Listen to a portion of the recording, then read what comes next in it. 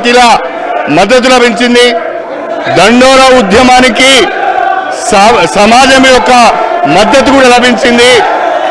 అందరూ కోరుకున్న విధంగా ఈరోజు వర్గీకరణకు అనుకూలంగా సుప్రీంకోర్టు తీర్పు ఇచ్చింది. ఈ సుప్రీంకోర్టు తీర్పును అందరూ కూడా స్వాగతించాలని చెప్పి నేను మనసారా కోరుకుంటున్నాను. అధ్యక్ష, 30 సంవత్సరాలుగా ఈ ఉద్యమంతో నేను అసోసియేట్ అయి ఉన్నాను. అధికార పార్టీలో ఉన్నా, ప్రతిపక్షంలో ఉన్నా నేను దండోరా ఉద్యమంతో అసోసియేట్ అయి ఉన్నాను.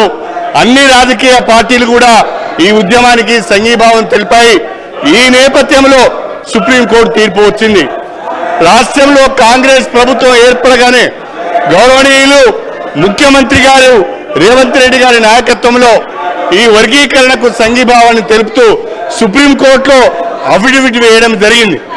నేను ఒక శాసనసభ్యునిగా దళిత వర్గాలకు చెందిన వ్యక్తిగా మాట్లాడుతున్నాను. దయచేసి సభ్యులందరూ కూడా దీన్ని అర్థం చేసుకోవాల్సిందిగా కోరుతున్నాను. భారత రాష్ట్ర సమితి సభ్యులకు ఈ తీర్పు పట్ల ఏమాత్రం కూడా అవగాహన ఉన్నట్టుగా లేదు. ఈ తీర్పును వాళ్ళు వ్యతిరేకిస్తున్నట్టుగా నేను భావించవలసి వస్తున్నది. రేవంత్ రెడ్డి గారికి ప్రత్యేకంగా ధన్యవాదాలు తెలపాలి. ముఖ్యమంత్రి గారు ప్రత్యేకంగా అడ్వకేట్ని ఏర్పాటు చేసి ముఖ్యమంత్రి గారు రాష్ట్ర ప్రభుత్వం ద్వారా అఫిడవిట్ని కూడా ఫైల్ చేయించి వర్గీకరణకు మద్దతు తెలిపారు. అదేవిధంగా కేంద్ర ప్రభుత్వానికి కూడా నేను హృదయపూర్వకంగా నా అభినందనలు తెలియజేస్తున్నాను. కేంద్ర ప్రభుత్వం కూడా వర్గీకరణకు అనుకూలంగా సుప్రీంకోర్టులో అఫిడవిట్ ఫైల్ చేసింది.